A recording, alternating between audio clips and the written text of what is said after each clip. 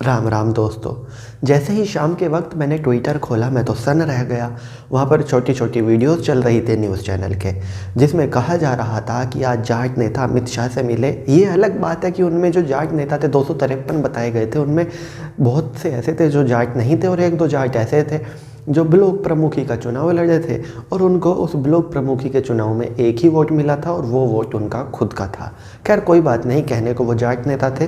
वो मिले आज अमित शाह से। उसके बाद बातें आने लगी कि जयंत चौधरी को बीजेपी का ऑफर। जयंत चौधरी आदमी अच्छे हैं, एक डोरे डाले जाने लगे बीजेपी की तरफ से जयंत चौधरी पर। ये बातें जब भी चली थी, जब कृषि कानून वापस हुए थे और कहा जा रहा था कि बीजेपी जयंत चौधरी पर डोरे डाल रही है, लेकिन जयंत चौधरी ने उनके ऑफर को भाव नहीं दिया। फिर अचानक ऐसा क्या हो रहा है कि सॉफ्ट कॉर्नर रख रही है बीजेपी जयंत चौधरी के खिलाफ। जाहिर सी बात है, ये भी एक पॉलिटिक्स है एक तरह की, और जयंत चौधरी इस बात को समझ रहे हैं। इसीलिए उन्होंने तुरंत जवाब दे दिया कि मुझे ऑफर मत दीजिए, उन 700 किसानों के परिवारों को दीजिए जिनके घर आपने उजाड़ दिए।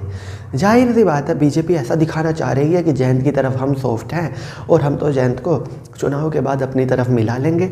दरअसल में ये बीजेपी की एक रणनीति के तहत हो रहा है। वो रणनीति कुछ इस तरह से है कि मुस्लिम वोट एक जगह ना पड़ने पाए।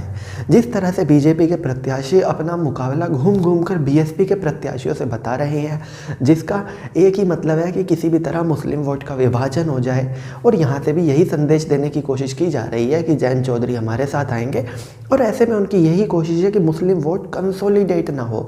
अगर मुस्लिम वोट कंसोलिडेट हो गया तो जाहिर सी बात है बीजेपी की दिक्कत पड़ जाएगी, क्योंकि जयंत चौधरी के साथ अपना वोट है। ये किसान तो खड़ा ही है पश्चिम में गठबंधन के साथ, क्योंकि सबसे बड़ी दिक्कत है छुट्टा जानवर, और इसके लिए वो सरकार हटाना चाहता है।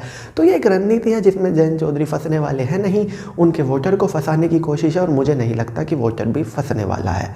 तो चलिए दोस्तों, मैं राहुल चौधरी फिलहाल इस वीडियो के लिए इतना ही। आगे भी इसी तरह की देश दुनिया बॉलीवुड और खेल की तमाम अपडेट्स के लिए बने रहिए मेरे साथ। जय माता दी।